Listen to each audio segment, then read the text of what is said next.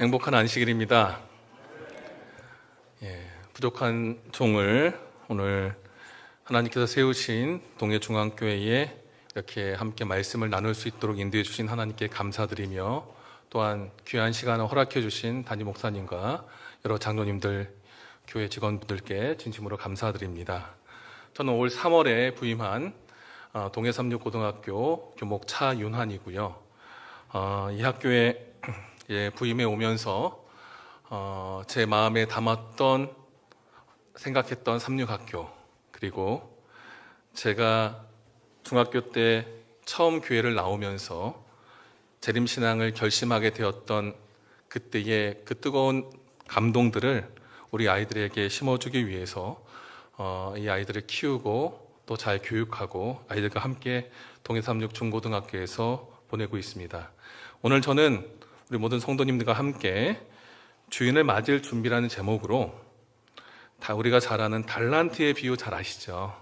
그 내용을 좀 살펴보도록 하겠습니다. 이 내용은 우리 잘 아실 겁니다. 어떤 주인이 타국에 여행을 갑니다. 여행을 갈 때에 그 종들 셋을 불러서 한 사람에게 한 달란트를 나눠주죠. 성경은 그것을 각각 그 재능대로 한 사람에게 금 5, 한 사람에게는 금 2, 한 사람에게는 금 1를 주었다고 이야기합니다.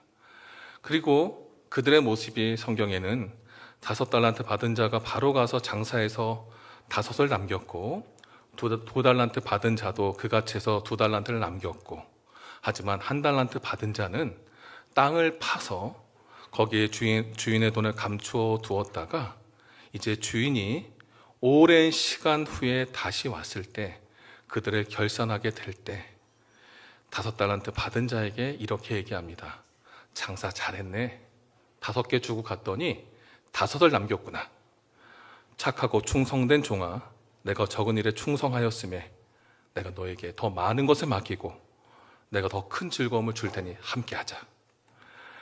그리고 2달란트 받은 자도 와서 이야기합니다. 저도 이렇게 했습니다. 2를 더 갖고 옵니다. 그때 주인이 이야기하죠. 착하고 충성된 종아, 너도 같이 참여하자. 하지만 1달란트 받은 자는 표정부터 어두웠습니다. 그리고 주인에게 이렇게 이야기하죠. 주인님, 당신의 것 받으십시오.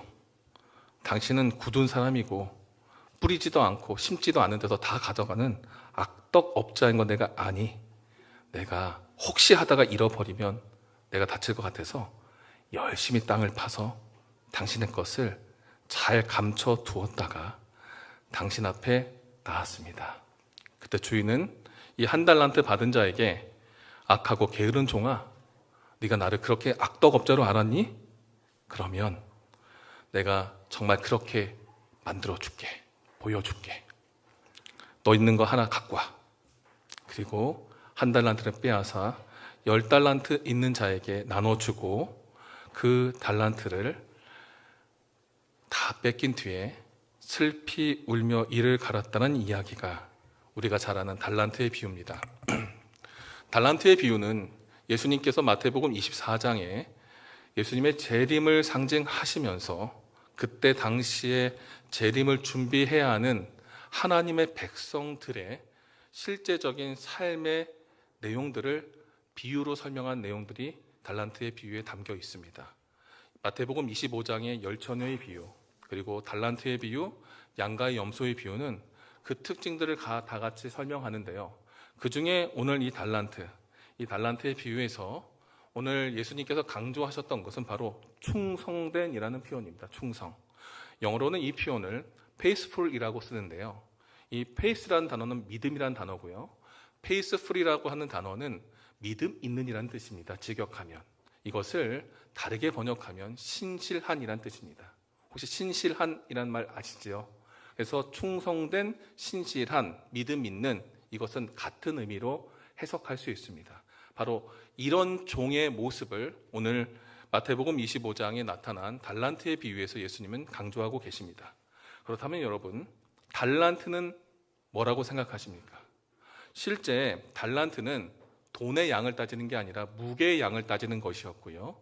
이 무게의 양을 통해서 돈의 가치가 환산되다 보니 나중에는 돈의 가치로 썼던 단위로 우리는 기억하고 있습니다. 한 달란트는 60데나리온의 가치를 하고 있고요. 60데나리온에 있는 한 데나리온은 성경에 한 아사리온, 한 데나리온 들어보셨죠?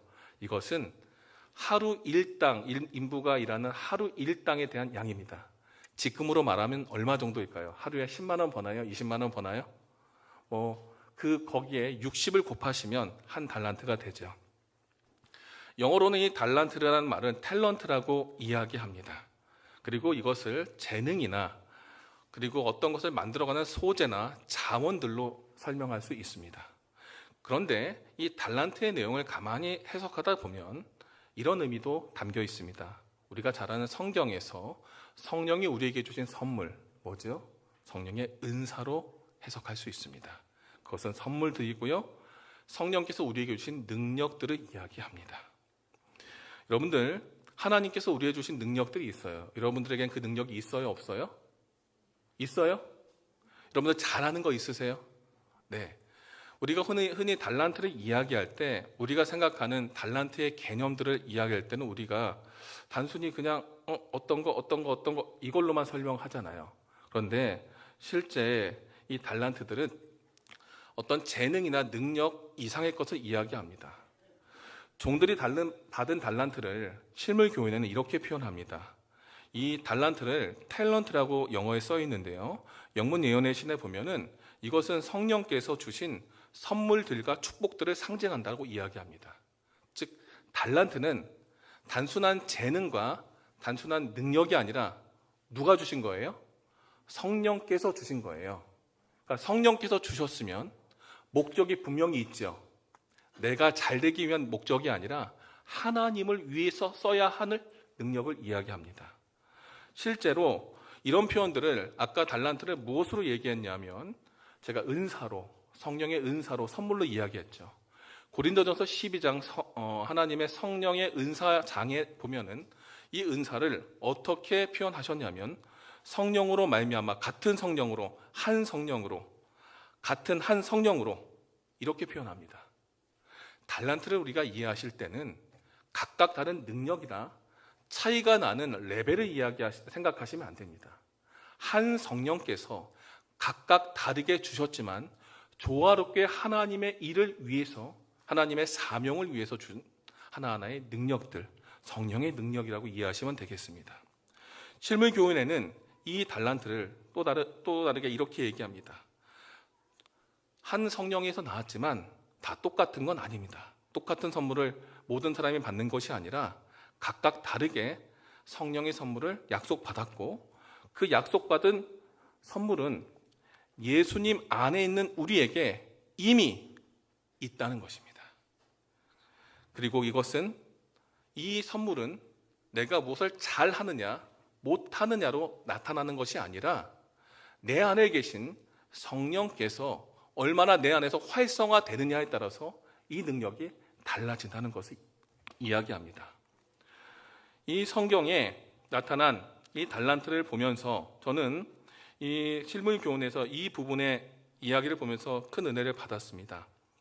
어떤 능력이 있고 얼마만큼 배웠고 무엇을 잘 하느냐보다 더 중요한 것은 복음 사역을 위해서 성령께서 역사해야 되는 노란 글씨에 복음 사역을 무력하게 만드는 것은 성령의 부재입니다라고 실물교훈에 나타나 있습니다. 이것은 학문, 재능, 웅변, 타고난 후천적 재능 모두 소유할 수 있지만 하나님의 영이 없이는 그리고 하나님의 영을 통한 마음의 감동 없이는 어떤 사람도 이 안에서 능력을 발휘할 수 없다라고 이야기합니다. 즉 달란트 비유에서 예수님께서 말씀하신 것은 각각 다른 성격과 각각 다른 사람이 각각 다른 환경에서 각각 다른 재능을 가지고 하나님의 일을 경영합니다. 그리고 그 경영하는 데 있어서 내 안에 있는 그 하나님 앞에 얼마만큼 동기화되고 얼마만큼 일치하여 그것을 만들었느냐를 바라보는 것이죠. 그리고 이 엘렌 지 화이트는 이 글에 그들이 예수님과 연결되어 있다면, 그리스도와 연결되어 있다면 성령의 은사가 그들의 것이고 온 우주에서 가장 영향력 있는 하나님의 사역의 통로가 될 것이다라고 이야기했습니다. 달란트 비유에서 이야기하는 달란트는 가만히 보니까 단순한 재능이 아니었지요. 하나님의 사업을 위해서, 하나님의 다시 오심을 위해서 우리가 발휘해야 하고, 우리가 내 안에 갖고 있는 것을 하나님과 연결해서 끌어내야 하는 하나님께서 주신 고유한 우리만이 갖고 있는 능력을 이야기합니다. 조금 더 나아가선 영적인 능력, 조금 더 나아가선 영성이고요. 그 영성에 기반한 하나님을 위한 우리의 삶의 전반적인 헌신을 이야기하지요. 이 달란트를 실물 교훈에는 이렇게 정의하면서 이 달란트의 다른 형태들을 이야기합니다. 그래서 멘탈 패컬티라고 얘기해서 이것은 우리 예언의 신에는 지능이라고 번역되어 있는데 조금 더 나아가면 정신력으로 좀 이해하면 되겠습니다. 왜냐하면 이 챕터에 나와 있는 내용은 영적 사물을 분별하고 그리고 영성을 키우기 위한 교육의 중요성을 이야기하거든요. 그리고 그 다음은 스피치입니다. 언어로 번역됐는데 이것은 웅변이고 설교나 설득하고 말하는 대화의 주제와 사람을 설득할 수 있는, 감화시킬 수 있는 능력을 얘기합니다. 그 다음은 감화력으로 번역된 인플루언스라는 말인데요. 이건 영향력입니다. 혹시 여러분 요즘 네이버 같은 데 뭐 찾으면 인플루언서라는 말 들어보셨어요? 보셨나요? 어떤 거 잘하는 사람, 영향을 주는 사람 인플루언서라고 하죠. 영향을 주는 것마저도 달란트로 이야기하고요. 우리가 잘 아는 시간, 그리고 건강, 그리고 힘. 이 힘은 말씀으로 살아가는 능력을 이야기합니다. 단순한 우리의 파워를 얘기한 게 아니라 우리의 삶 속에 하나님 말씀으로 유지해서 살아가는 것을 설명하고요. 그다음에 금전, 돈에 대한 것, 우리 삶 속에 하나님의 일을 위해서 해야 되는 자본에 대한 이야기하고요. 그리고 kindly, impulses and affection이라는 말이 있는데 이 말은 번역이 친절한 마음과 애정인데요. 이런 거예요. 친절하게 남에게 강하게 감동을 주고 그를 깊이 사랑하는 그 마음, 그런 마음이 뭐다? 달란트다. 그래서 이런 달란트들이 성령께서 우리에게 이미 주신 하나님의 사업을 위해서 우리 안에 허락하신 것들이고요. 이런 것들을 사용하면 할수록 성장하고 더 발전할 수 있다라고 얘기합니다. 그래서 이 표현을 실물 교훈에는 이렇게 얘기해요. 달란트는 사용할수록 증가한다. 그래서 이 부분의 원문을 보니까 이렇게 써여 있어요. Talent use are talent multiplied. 이렇게 되어 있어요. 무슨 말인가? 직역을 해봤어요. 직역을 한 이런 말이에요. 사용된 재능이 곱해진 것, 증가한 것과 똑같다. 멀티플라이는 영어로 곱하다는 뜻이거든요. 단순히 더한 게 아니라 곱한 거예요. 더 큰 배수를 얘기합니다. 즉, used라고 하는 사용한 것은 멀티플라이드, 더 많이 채워진다는 것을 이야기합니다. 달란트 비유에서 신실함은 결국 내가 갖고 있는 것을 하나님을 위해서, 종을 위해서 뭐 한 거예요? 기쁘게 베풀고 쓰고 비우는 겁니다. 비워진 그곳에 하나님께서 그 사람을 위해서, 하나님의 사역을 위해서 더 크게 채워주시는 그 원리를 설명하고 있는 것이죠. 그래서 이 달란트 비유에서는 우리가 단순히 몇 개 남겼냐, 몇 배의 능력을 행사했느냐 보다 이 달란트를 어떻게 받아야 하는지 그 자세에 대해서 설명합니다. 고린도후서 8장 12절에는 할 마음만 있으면, 하나님의 일을 할 때 중요한 자세가 무엇이에요? 마음이에요. 무엇이라고요? 마음이라고요. 내 마음에 들어오신 성령께서 내 마음을 움직이고 나를 움직이려고 할 때 그 마음을, 하나님의 마음을 읽고 내가 같이 거기에 끌려 들어갈 때 할 마음이 있으면 우리도 1달란트 받은 자가 아니라 5달란트 받은 자처럼 될 수 있다는 겁니다. 이 표현을 실물 교훈에는 이렇게 얘기합니다. 재능이 아무리 적어도 사용될 것입니다. 내가 얼마나 많이 받았느냐에 대한 것을 초점 맞춰서는 안 되고요. 내가 가지고 있는 것으로 무엇을 하고 있는가에 초점 맞추라고 이야기합니다. 내가 얼마나 많은 양을 가지고 하나님 나에게 축복해 주셨어, 나 이만큼 잘났어, 그것이 아니라 내가 지금 하고 있는 그 자체에 하나님께서 주신 것을 얼마나 담아서 하는가. 이 달란트 비유에서는 여기에 초점 맞추고 있어요. 우리의 삶의 현장에서 내가 무엇을 잘하느냐 못하느냐보다 하는 내용 속에 하나님의 마음을 담아서 하나님의 사역의 방향에 담아서 나는 얼마나 하고 있느냐. 바로 5달란트 받은 자는 이 역할을 했습니다. 왜냐하면 그 표현이 마태복음 25장 16절에 그곳으로 장사하여라는 얘기를 합니다. 이 장사라는 말이 영어 성경에는 트레이드라는 말이 써 있어요. 트레이드라는 말은 무역을 하는 겁니다. 여러분들, 이쪽 동해 시장 안에서 동해 길거리에서 호떡 하나 파는 것과 세계에 나가서 호떡을 파는 것과 다를까요? 같을까요? 달라요. 실은 제가 수업 시간에 어떤 학생들에게 이랬어요. 목사님이 5년 전에 체코 프라하에 가려고 그랬는데 못 갔다. 왜? 붕어빵 팔려고. 계산을 해보니 우크라이나가 밀 생산국으로 세계에서 1위잖아요. 그쪽에 동유럽의 노동력이 싸기 때문에 내가 금형을 잘 만들어 가서 팔면 한 달에 1,000만 원은 벌겠더라고요. 목사 월급 200 조금 더 받는데 1,000만 원 벌고 한 1년만 2년만 좀 휴직하고 하고 오면 조금 집 하나 사놓고 이제 편하게 목회할 수 있지 않을까. 갔을까요? 못 갔을까요? 예, 못 갔으니까 여기 왔죠. 이 장사하고 무역하려면요, 뭘 감수해야 되는지 아세요? 리스크, 위험성이에요. 내가 돈 다 날릴 수도 있고요, 어떤 것도 다 잃어버릴 수 있어요. 그때 와이프에게 이런 얘기했어요. 여보, 내가 사직을 하고 좀 가면 어떨까? 그리고 내가 자급사역을 하면 어떨까? 저희 와이프가 한마디 했어요. 여보, 그런 마음으로 목회를 더 열심히 해. 리스크를 감당할 준비가 안 됐는데 머리만 생각하고 몸으로 덤벼보려고 하니까 감당이 안 됐어요.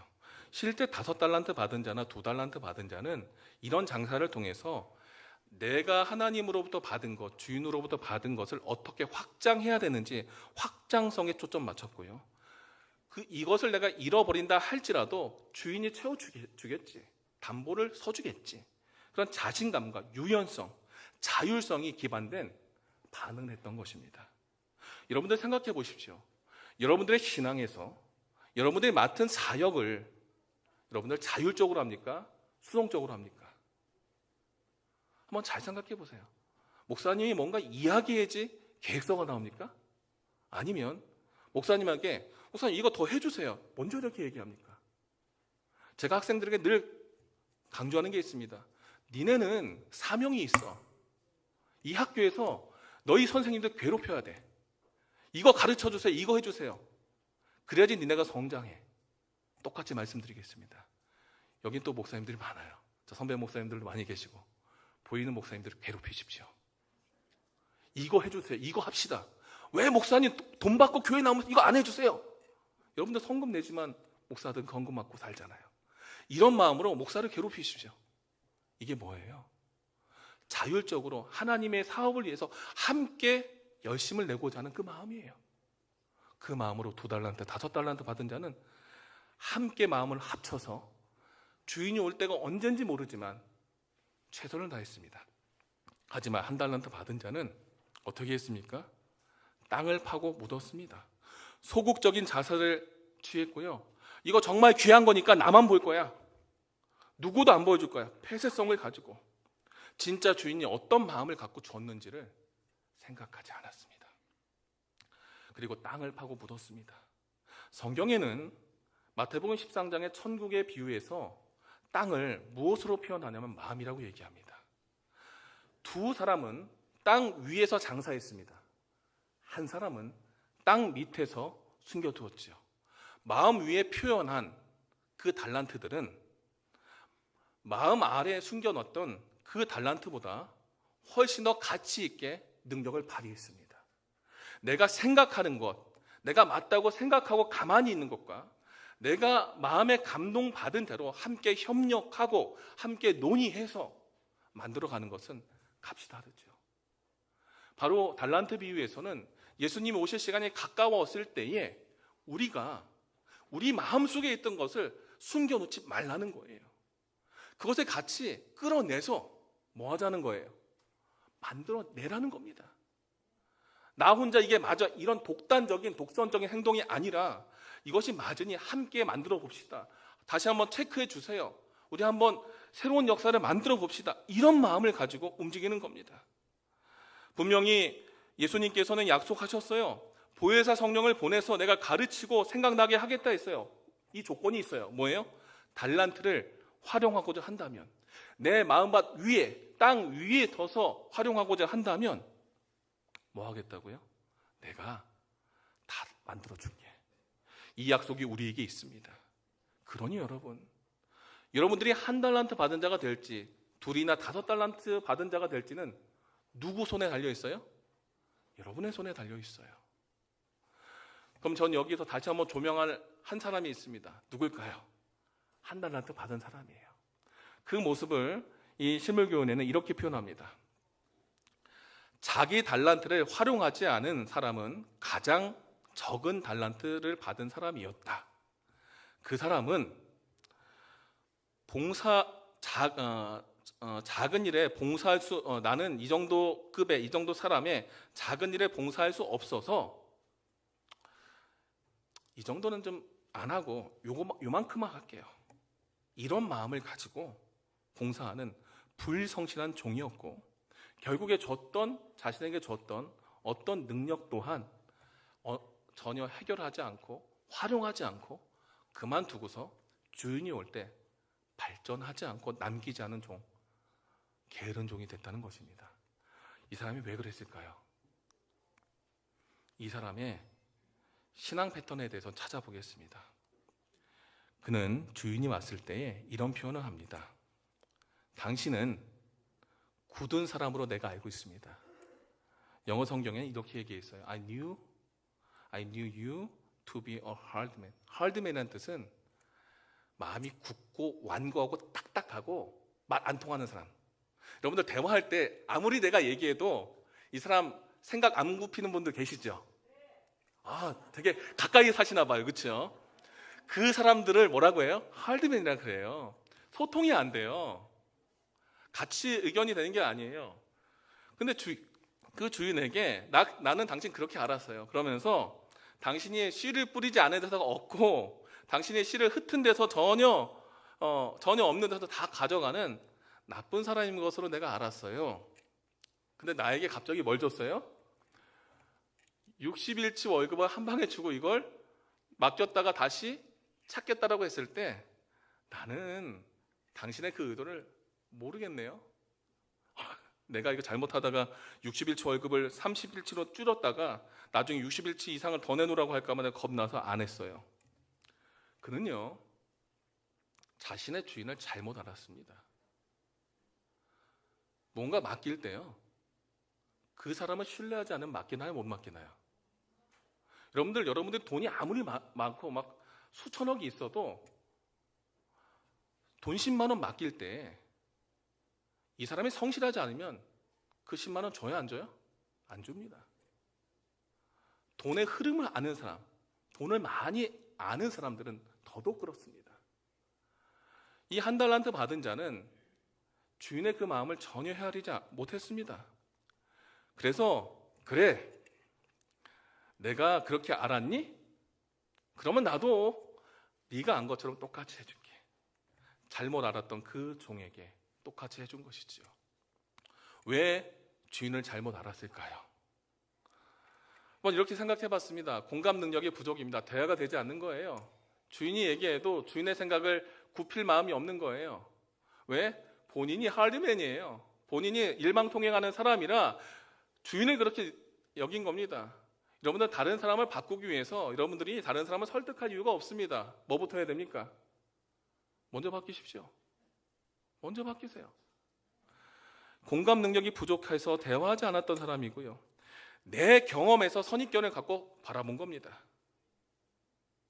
그리고 어떤 상황이든지 긍정적인 것보단 부정적인 생각과 습관을 가지고 이거 될까? 안 됐어 지금까지. 그러니까 안 될 거야. 이런 마음을 가지고 주인 앞에 있었던 한 사람, 그도 충분한 양을 받았는데 이것은 우리에게 이런 교훈을 줍니다. 기도의 부족, 말씀의 부족, 그리고 이것을 훈련하는 연습의 부족, 경건에 이르는 연습의 부족이죠. 결국 알아가려고 하는 그 노력 없이 일만 하려고 했던, 마음이 움직이지 않은, 마음의 변화 없는, 교회만 왔다 갔다 하는 신앙인들의 모습을 이야기합니다. 몇 년 전에 봤던 중앙일보에 나와 있던 한 글입니다. 오해가 습관인 사람들과 살고 싶지 않다라는 이야기를 쓰면서, 오해하는 사람들은 너무 부정적이고, 그리고 그것을 통해서 너무 에너지가 많이 나간다는 거죠. 그런데 그 내용 중간에 이런 얘기가 있어요. 행복한 사람일수록 타인을 오해하지 않고 관대한다는 겁니다. 행복의 천재들은 오해를 잘하지 않는다는 거죠. 행복한 사람들은 타인을 오해하지 않고요. 왜냐하면 그들은 하나님과의 관계 속에서 하나님을 분명히 바라보고 잘 알기 때문에 잘못 알고 있었던 것으로 판단하지 않고 그냥 확신을 가지고 움직입니다. 현상이 아니라 내면의 진실을 가지고 반응하는 거죠. 이런 확신을 우리는 믿음이라고 얘기합니다. 보이는 현상, 사실이 아닌 내면의 진실을 갖고 움직이는 믿음의 사람이라는 거죠. 그리고 그런 확신을 통한 삶의 흔적을 우리는 행복이라고 이야기할 수 있습니다. 우리가 행복한 믿음 생활을 살고 있다면 하나님을 잘 알고 우리 안에 성령의 은사를 잘 받아서 살고 있다는 것을 기억하시기 바랍니다. 그렇다면 이 한 사람은 무엇을 선택했냐면 바로 안전이었습니다. 그의 행동 패턴은 주인을 모르기 때문에 자신이 받았던 정말 가치 있는 보물, 값진 자금을 땅에 숨겼습니다. 왜 그럴까요? 마태복음 13장에 보면 이 땅 속에 숨겨진 보물을 찾는 얘기 아시죠? 그때 당시는 나라도 자주 바뀌었고요. 전쟁도 많았습니다. 도둑도 많았고요. 그래서 사람들이 저 깊은 땅 깊이 나도 모르게 보물을 숨겨놓은 습성이 있었습니다. 왜냐하면 그것이 가장 안전했으니까요. 그래서 그는 자기 나름대로의 수준과 생각으로 가장 안전한 장소에 보관한 것입니다.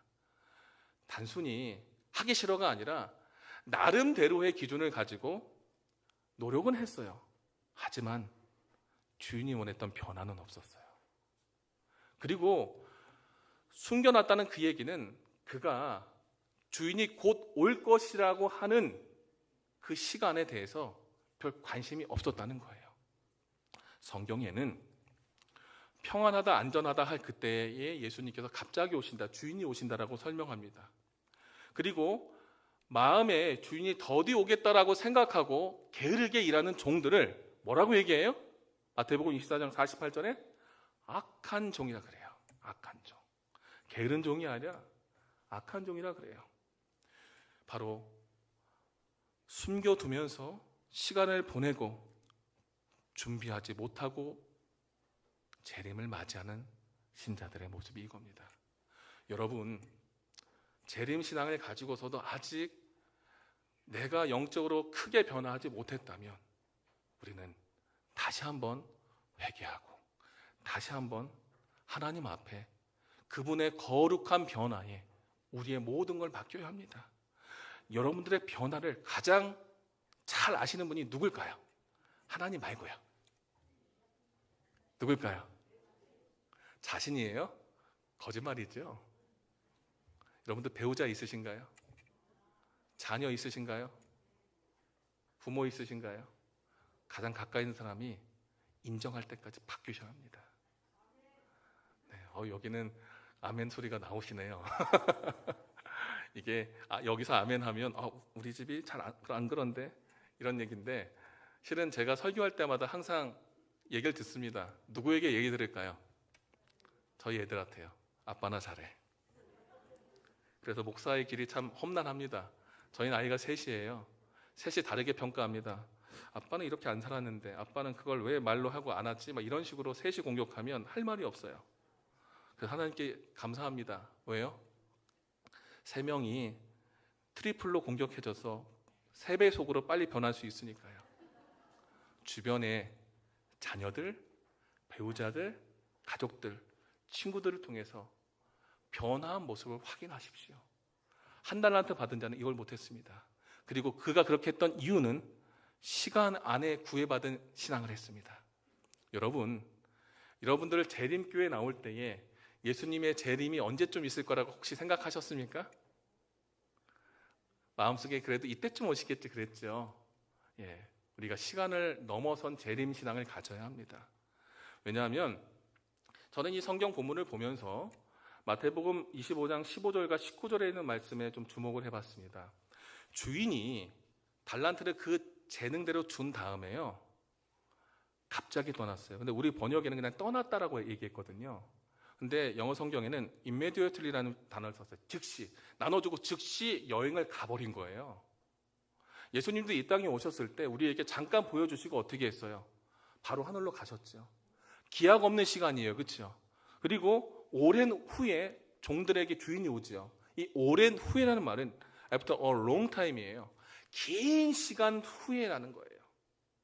이게 예수님이 우리의 제자들에게 보여주었던 천국의 모습과 그 사역과 능력 잠깐 보여주고 너희들 성령 받고 열심히 일해, 내가 또 올게, 그래 놓고 아직까지 안 왔어요. 2000년 넘게. 지금 패턴이 똑같아요. 시간에 초점 맞추면 넘어갈까요? 안 넘어갈까요? 우리 신앙 거기서 멈추기 시작합니다. 저는 가끔 이 사진을 많이 찍습니다. 우리 학교 학생들이 저 처음에 왔을 때 이상하게 생각했어요. 왜요? 목사님인데 맨날 야자식 갈 때마다 돌아다녀요. 미래반, 인재반 돌아다니기도 하고, 때로는 막 공부하라고 잔소리도 하고, 막 혼내기도 하고, 또 가끔 제가 햄버거도 쏠 때가 있거든요. 뭘 주기도 하고, 간식도 주고. 애들이 적응하는데 한 학기는 걸린 것 같아요. 이 아이들을 보면서 제가 생각해 봤어요. 이 아이들이 시간 속에서 얻어야 할 것이 무엇일까? 열심히 공부합니다. 이거는 지금 저희가 지난주 인성주간 때 한참일 때 제가 찍었던 사진이에요. 학교가 2주 동안 축제 기간으로 가면서도 붕 떠 있을 때 아이들이 저녁 때 공부하고 있었던 모습들을 찍었는데, 그래도 끝까지 남은 아이들, 시간을 가지고 공부하는 아이와 시간에 상관없이 공부하는 아이 중에 누가 더 공부 잘할까요? 나 이만큼 공부했어? 그게 아니라 이만큼 한 게 부족하니까 난 내 목표 이룰 때까지 더 투자할 거야. 시간을 넘어서야죠. 이 아이들의 모습 보면서 성실하게 인내하면서 열심히 하는 것이 결국 시간을 넘어선 결과를 얻는 방법이었어요. 예수님도 우리에게 이렇게 가르칩니다. 그리스도의 사업은 좀 더 강한 열심이 필요되는데, 이 열심을 위한 역할을 하는 것이 바로 재림신앙을 갖고 살아가는 우리의 모습입니다. 그리고 이 역할을 하기 위해서 우리 안에 역사하시는 그 성령의 능력대로 변화하는 것. 아무리 작은 거 하나라도 바꿀 수 있고, 바꾸려고 노력하고, 바꾼 것을 확증하는 삶. 교증은 이권에 있는 말씀이에요.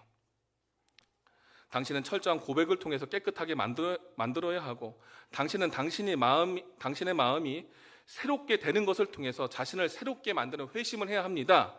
그러면서 극복해야 할 것, 성령을 받고 하나님의 영의 역사에 의해서 하나님의 사람으로 바꾸기 위해서 바뀌어야 할 것, 자존심 버리고요, 다른 사람을 존중하고요, 내 이익을 위한 의견을 반드시 포기하고요, 그리고 하나님의 영 앞에 겸손하고 경건하게 머리 숙일 수 있는 사람.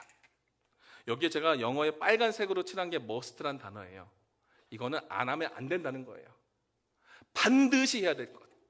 성령의 능력에 굴복되고 성령께서 주셨던 그 달란트대로 살아가는 사람들은 달란트를 활용하기 위해서 자존심과 내 이익을 다 버릴 수 있는 사람들, 남들을 존중하고 내 마음이 아닌 예수의 마음을 담을 수 있는 그 사람으로서 내가 준비되어야 한다고 이야기합니다. 저는 학교에서 아이들을 보면서 많은 고민을 해봤습니다. 지난 인성주간 때 중학교, 고등학교 아이들의 싱어를 세우고 저 뒤에 드럼과 신디와 기타들을 세워서 밴드를 만들고 그 과정 속에 매 시간마다 모여서 아이들과 기도하고 이런 일들을 해나가면서 처음 이 학교에 와서 기도했던 것이 반년이 돼서 하나하나 만들어져 가는 것을 보면서 제가 하나님께 정말 감사의 기도를 올렸습니다. 왜냐하면 저는요, 여러분들 보시기에 지나가다가 만나면 되게 포근한 사람 같아요. 안 만났으면 좋겠어요. 제가 운전할 때 제 차에 얼마 전에 막 칼치기 하듯이 막 차가 들어왔길래 제가 스무스하게 앞에 옆으로 똑같이 내려가면서 창문 한번 다 내려줬어요. 그리고 한번 탁 쳐다봤더니 죄송합니다 하고 가더라고요. 이런 얼굴에 머리까지 빠지고 살도 쪄서 함부로 할 수 없는 외모를 가진 사람을 하나님은 교회 보내야지. 그렇죠? 좀 말씀 안 듣는 성도님들, 가끔 술 먹으면서 교회 나오는 분들 제가 잘 다루거든요. 술 끊게 만들거든요. 근데 학교에 보냈네요. 제가 그 인사이동에 불만이 있었을까요? 감사했을까요? 불만이 있었죠. 네. 엄청난 불만이 있었습니다. 게다가 교목이 2번째입니다. 5년 동안 교목을 하고 다시 채 10년이 되지 않았을 때 다시 교목으로 왔습니다. 그때 저희 와이프가 이런 말을 하더라고요. 10년 전에 우리가 아이들을 다 이해하지 못하고 했었던 것을 이제 우리가 애들을 키워보니까 알 수 있는 것을 여러분, 당신 좀 가서 다시 해보면 안 되겠냐고. 큰애가 대학생이고 둘째는 고등학교 3학년입니다. 그리고 막내를 아빠 발령 때문에 억지로 동해삼육으로 끌고 내려와서 여기서 고등학교 1학년을 다니게 하고 있습니다. 가족들은 엄청난 불만이 있었고 저도 교목을 잘할 만큼의 능력 있는 사람이 아니었습니다. 그런데 이 학교에 와보니 왜 왔는지, 하나님께서 왜 보내셨는지 알겠더라고요. 아이들을 살려야 된다는 생각이 많이 들었고요. 이건 혼자 할 수 없기 때문에 제가 주문을 많이 했습니다. 학교에는 누가 대장인지 아세요? 교장 선생님이에요. 교장 선생님께 부탁을 했습니다. 돈 좀 쓰십시오. 애들 만나서 밥 좀 사주시고요. 애들하고 어울리시고요. 저기 있는 왼쪽 위에는 교감 선생님이십니다. 바로 여기 왔니? 예. 다로라는 학생이, 승현이도 왔구나. 이 학생이 공부를 안 하다가 지난번에 저한테 과목 1등 하면 목사님 그 맥도날드 사달라고 해가지고, 근데 진짜로 1등을 했어요. 그래가지고 제가 할 수 있을까 했는데 1등을 해서 제가 교감 선생님 오시라고 해서 시상식 해달라고 해서 교목실에서 시상하고 있는 거예요. 둘이 같이 1등해서 승현이하고 둘이 했었고, 봉사대 가면서 봉사대 대원들, 반은 비교인들 아이들 데리고 같이 교장 선생님 보고 식사 좀 내시라고 해서 같이 먹고, 방학 때가 됐을 땐 고등학교 1, 2학년들 왼쪽 왼 위에 사진 저 뒤에 보시면 교장 선생님 계세요. 아이들하고 거리를 계속 좁히도록 요청드렸어요. 왜요? 우리는 작은 학교고 우리는 이 아이들을 마음으로 움직였으면 좋겠고 우리가 딴 학교가 하지 못했던 거 합시다. 방학 때 아까 나오셨던 양태일 선생님과 함께 학생들 가정들을 방문하고요. 그리고 추석 때 공부하러 나온 학생들 선생님이 맛있는 거 사주러 가서 저 밑에 우측의 사진이 아이들과 같이 밥 먹으러 갔던 사진. 교감 선생님은 국화를 그리고 병아리를 키우면서 아이들에게 생기부에 써줄 내용들을 만들고 안식일 예배 때 학생 예배를 교감 선생님께서 운영합니다.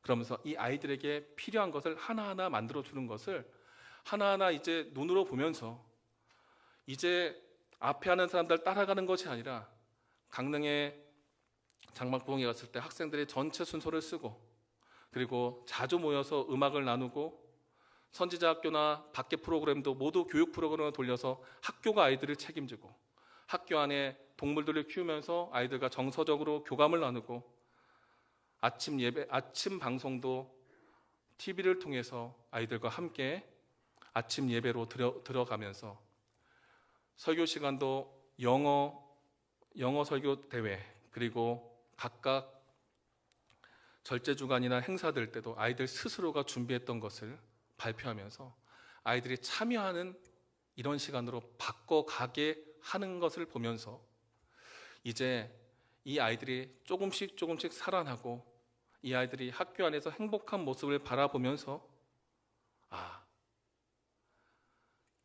모양도 그렇고요. 능력도 없는 나에게 하나님이 여기 나를 왜 세우셨는지를 조금씩 알아가고 있습니다. 사랑하는 동해중앙교회 성도 여러분, 우리는 이미 많은 것을 받았습니다. 그런데 아직 우리가 나의 예수님, 나의 성령님을 발견하지 못해서 우리가 갖고 있는 것이 얼마나 값진 건지 모를 때가 있습니다. 저는 교목으로 부름을 받아 이 어린 학생들에게 살아계신 예수님을 어떻게 가르쳐주고 평생을 두고 이 교회 안에서 신앙을 어떻게 해야 할지를 가르치는 작은 한 사람으로 이 동해 지역에서 일하고 있습니다. 그리고 여러분은 이곳에 저보다 먼저 오셔서 살고 계시면서 이런 아이들을 같이 케어해주고 또한 이곳에 이 아이들이 내가 재림신자라고 이야기할 때 부끄럽지 않은 당당한 모습으로 표현할 수 있도록 본이 되어줘야 할 하나님의 먼저 믿음을 실행했던 믿음의 선배인 것을 기억해 주기 바랍니다. 예수님이 오시는 그 순간 우리에게 분명히 주님은 달란트를 체크할 겁니다. 뭐 했느냐? 너 지금 뭐 하고 있느냐? 누구와 함께 뭐 하고 있느냐? 주님은 우리에게 이런 요청하실 겁니다. 물은 많이 받은 자에게는 많이 찾을 것이요. 주님이 오실 때 여러분들에게 더 많은 것을 갚아내라고 얘기할 수 있을 만큼 축복받은 삶, 더욱더 하나님의 사역에 모든 것을 쏟아낼 수 있는 하나님의 신실한 종들 되길 바라며 말씀을 마치겠습니다.